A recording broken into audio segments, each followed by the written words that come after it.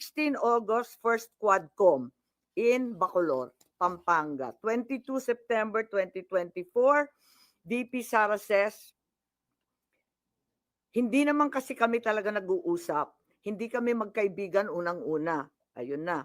And then 12 October 2024, sabi ni PBBM, I don't know anymore. I'm a little dismayed to hear she doesn't think we are friends. 11 November 2024, nag-attend si former President Duterte ng 11th Quadcom hearing. 13 November 2024, E.S. Bersamin said local authorities would consider cooperating with the Interpol if the ICC seeks the intervention of the International Anti-Crime Body. 14 November 2024, nung nakaraang taon, ang sabi ng ating Pangulo, if that's the wish of Duterte, we will not block the ICC. We will not just cooperate. 28 November, first bicameral conference tungkol sa 2025 GAA. And the 2nd of December 2024, first formal impeachment case against VP Sara. 11 December, second BICAM. 18 December, ang privilege speech ko at sumunod yung mga kaso.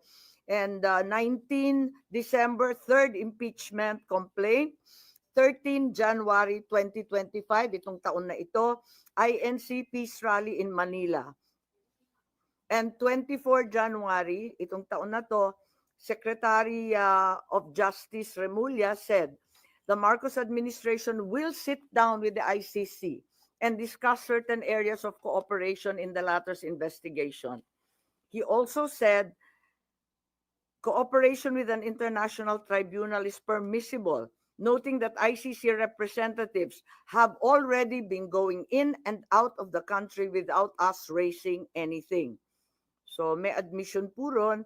And 28 January 2025, may mga declare the 2025 national budget unconstitutional. Nung 5 February nitong taong to, impeachment of VP Sara was approved in the House of Representatives. 10 February, the ICC prosecutor applied for an arrest warrant against former President Duterte. 22 February, People's Indignation Rally Mandaue, Cebu. 7 March, the warrant of arrest against the former president was issued as secret by the ICC chamber.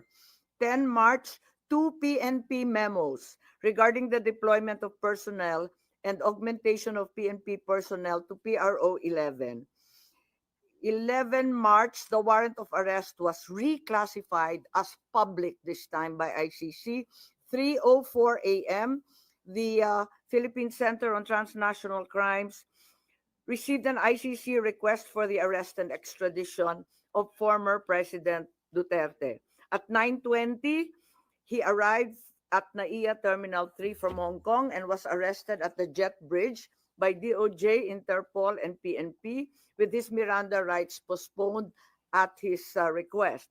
He then was taken to Villamor, where he was housed in Maharlika Hall with his family and some legal advisors. By 11 a.m., Malacanang confirmed his arrest, while his daughter Kitty live-streamed the event.